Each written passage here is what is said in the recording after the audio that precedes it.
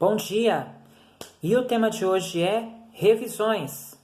História política, a biografia e a narrativa. E o objetivo da nossa aula de hoje é estudar sobre as revisões que ocorreram na historiografia a partir do final da década de 1980 e que implicaram em novas formas de tratar, especialmente a política na história e a própria escrita na história, que são esses dois pontos que eu irei trabalhar na aula de hoje: a política na história e a própria escrita na história.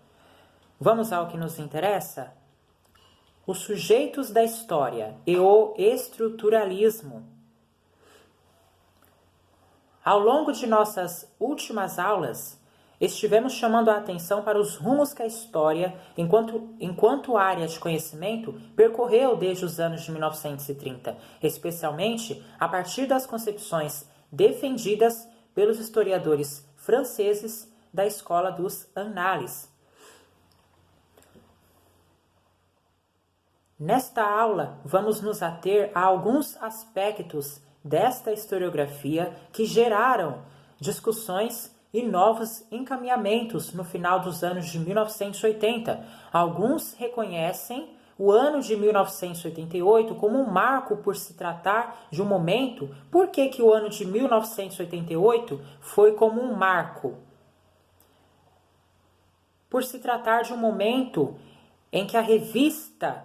Então foi em 1988 que a revista dos Annales, em uma de suas edições, tornou público no editorial. Então a revista dos Annales só se tornou público no editorial no ano de 1988, que foi o ano que foi reconhecido a revista dos Annales e se tornou público no editorial. A necessidade de um debate sobre algumas questões importantes. Entre essas questões, ressaltamos aqui as que são de caráter metodológico. Foi proposto refletir sobre a articulação entre indivíduo e a sociedade, o objeto de pesquisa em sua dimensão e a escrita na história. E a escrita da história, perdão. Iniciemos por aquilo que diz respeito à forma de encarar as relações entre o indivíduo e a sociedade na qual se insere. Devemos nos lembrar das concepções quanto a isso no caso da historiografia metódica dita positivista, como o que a historiografia metódica dita positivista considerava? Que os indivíduos, aliás, apenas alguns, muito especiais, tinham pleno controle dos acontecimentos na história. Portanto, agiam por conta própria, sem nada dever ao seu meio, ou seja, livres de qualquer espécie de influência de seu meio social. Então, na historiografia metódica dita positivista, eles consideravam que os indivíduos, apenas alguns, eles tinham pleno controle dos acontecimentos na história.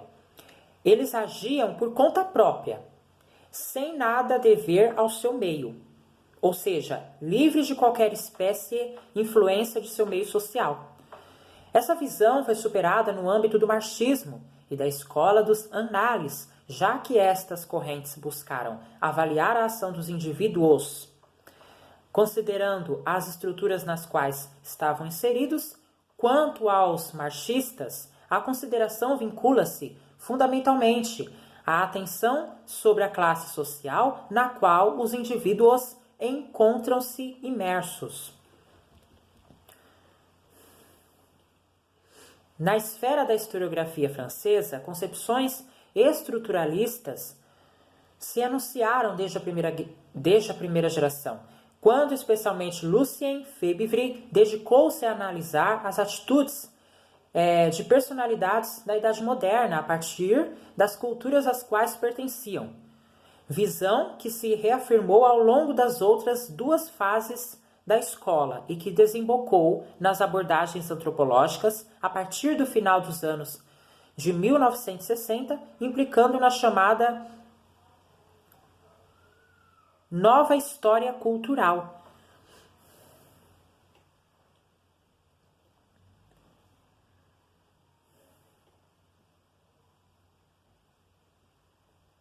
Dela decorreram estudos que tornaram evidentes mentalidades ou imaginários próprios de cada sociedade, sem que houvesse essencialmente preocupações em identificar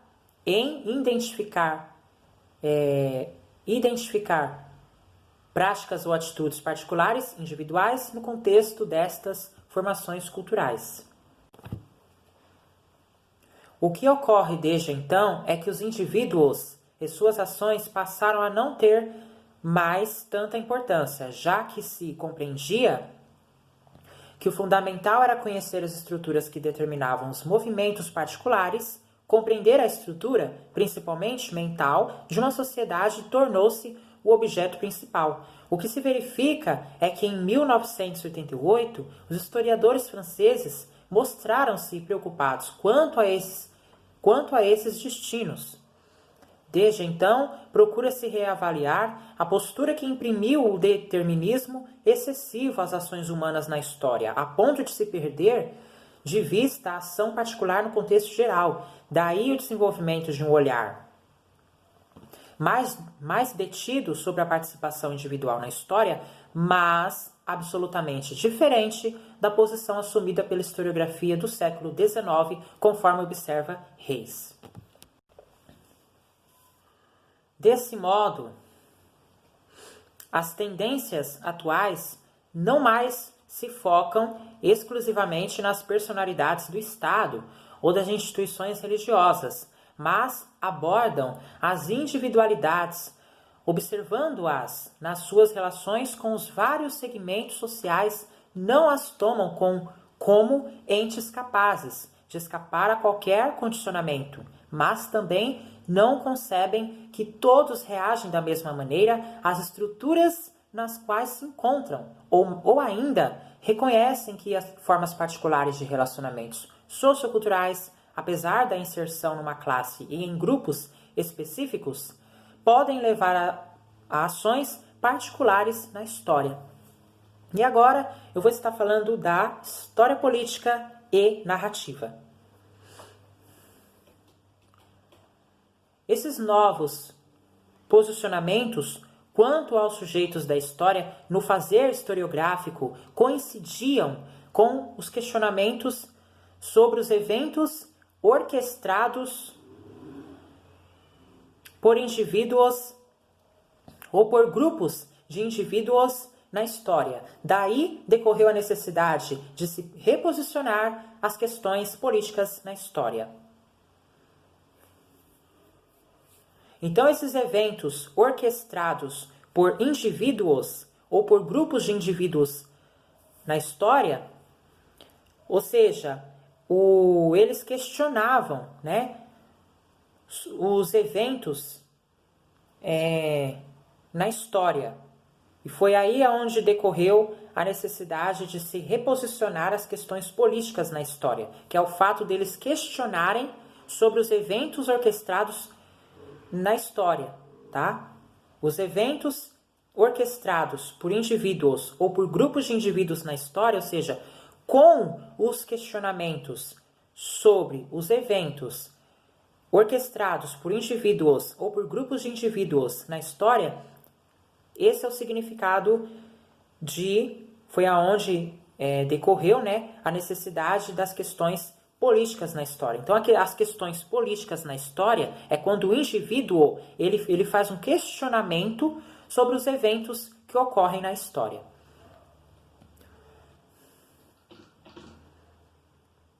Já nos anos de 1970, Jacques Julliard,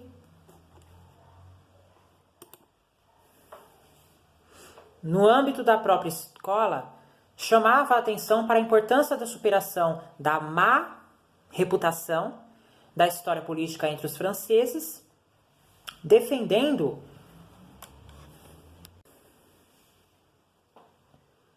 que ela deveria ser produzida enquanto uma história da intervenção consciente e voluntária dos homens em todos os domínios onde são resolvidos seus destinos. Segundo Fertig, no final da década de 1980, com René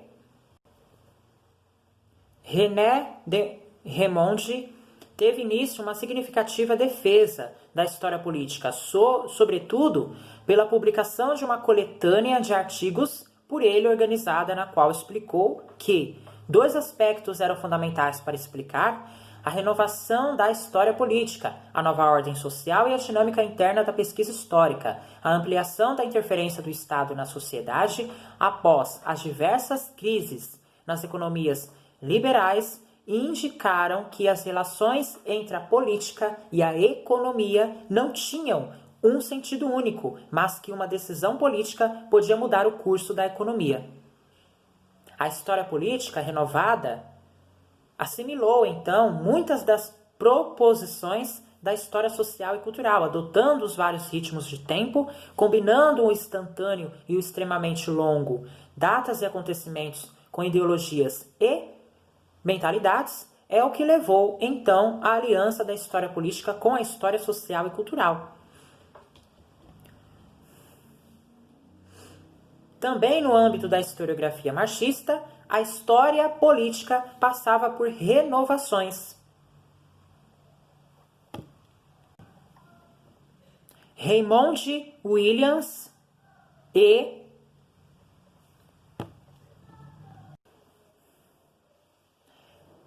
Thompson estão entre os principais inovadores na área.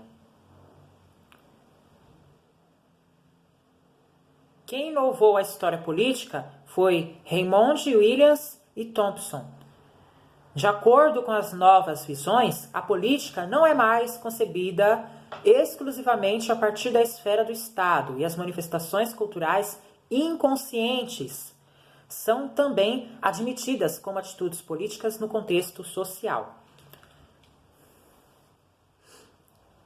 Ainda outra revisão significativa decorreu dessas novas posturas em face dos questionamentos quanto às relações dos indivíduos e à estrutura. E quanto à política, a revisão da escrita da história, Reis discorre sobre as considerações de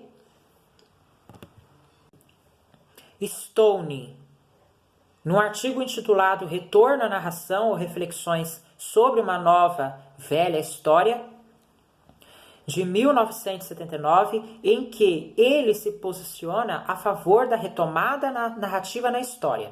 É importante lembrar que os historiadores do século XX passaram a questionar a escrita da história metódica, apontando que ela expunha uma história única e verdadeira, que assumia a forma romanesca, já que se apresentava como um encadeamento de fatos produzidos a partir da ação de indivíduos identificados.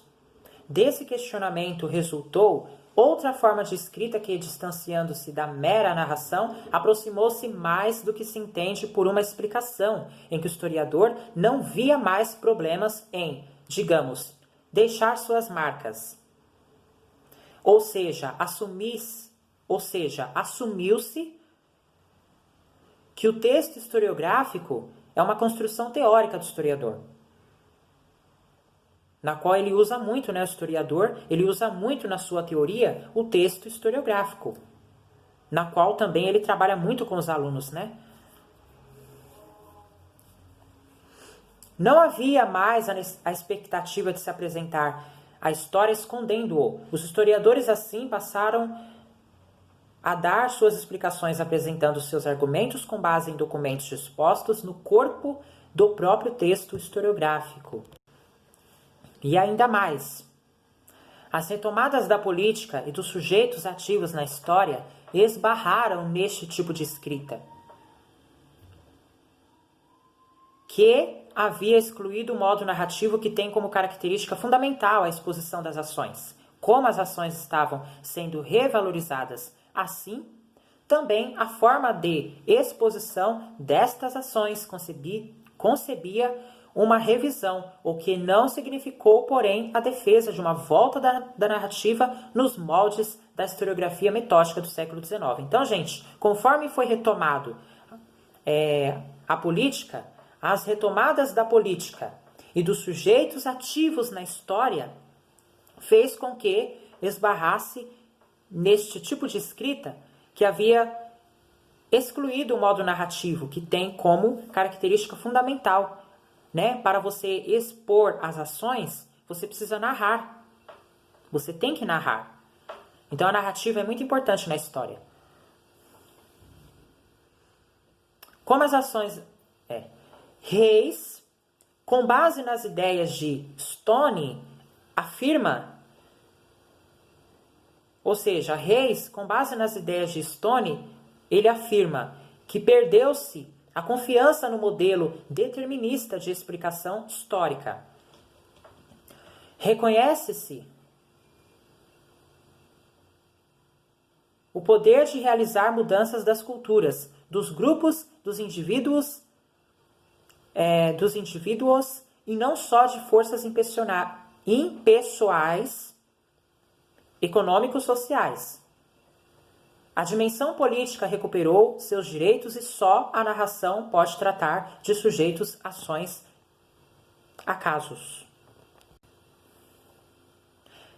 Como se vê, as revisões propostas e levadas a cabo pela historiografia a partir do final da década de 1980 revelam que também esta área do conhecimento é permeada por continuidades e descontinuidades. É isso que nos leva a afirmar que o que se produz atualmente em termos teóricos e metodológicos envolve posturas que se preservam no tempo e outras que foram frutos de rompimentos severos, como o que se explicita, por exemplo, na inviabilidade em se recuperar integralmente uma visão em que os indivíduos encontram-se acima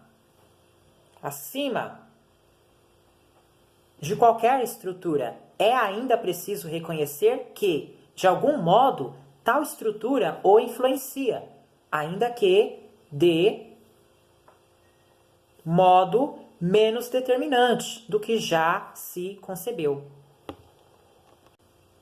Bem, chegamos ao final de nossa disciplina. Hoje eu encerro a disciplina de teorias contemporâneas da história, tá, pessoal? Sobre os análises, a geração dos análises, sobre escola metódica, né? Hoje eu encerro, tá? Sobre os análises. O assunto sobre os análises eu encerro hoje, tá?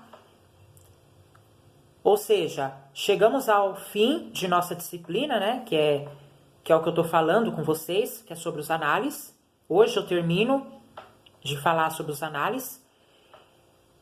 O que não significa que as questões teóricas de nossa área se esgotam aqui. Elas estarão presentes ao longo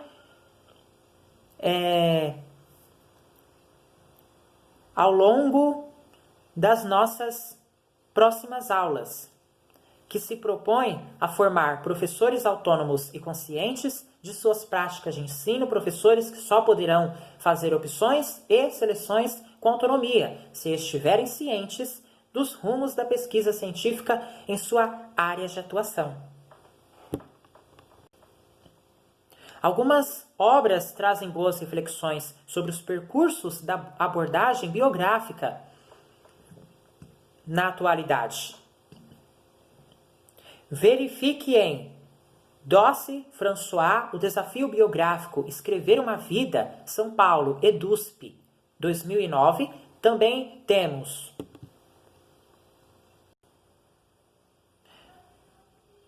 Bourdieu, A Ilusão Biográfica,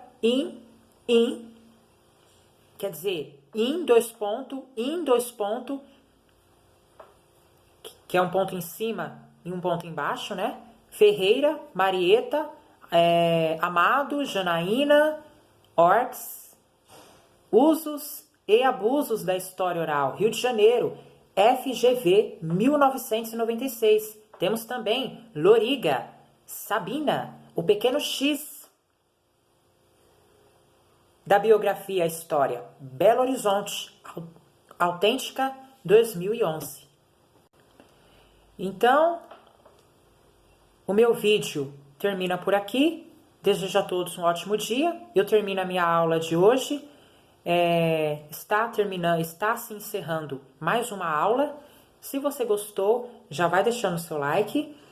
Se você não é inscrito no canal, se inscreve no canal, ativa o sininho para receber todas as notificações quando tiver um vídeo novo no canal. Ajude meu canal a crescer. Eu fico por aqui. Desejo a todos um ótimo dia e até amanhã. Lembrando que amanhã eu voltarei a gravar ao vivo no YouTube, tá? Às 18 horas, ao vivo no YouTube.